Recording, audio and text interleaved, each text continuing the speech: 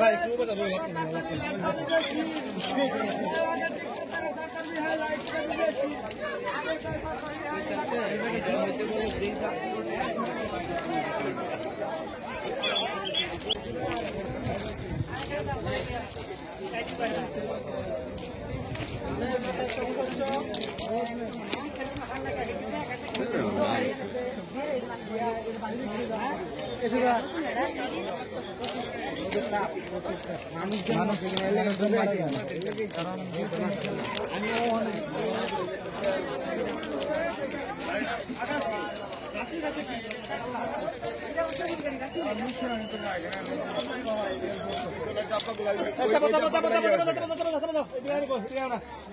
biar ini sangat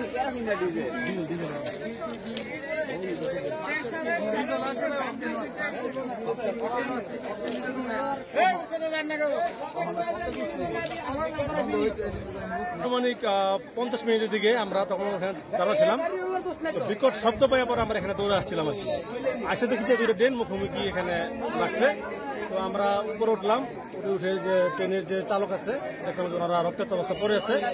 তো ওনাদেরকে আপনার কাছে নামাইয়া আমরা হাসপাতাল পাঠাইছি।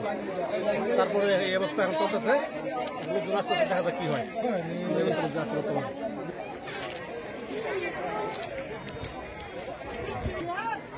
এই ট্রেনে কাটতে যদি খেলাম সরে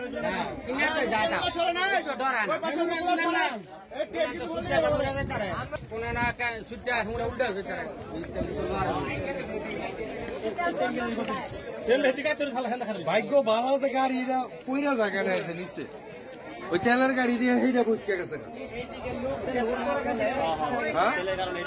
আর যদি এটা ইন্টারসিটি হতো এটা সব বুঝকে নিত।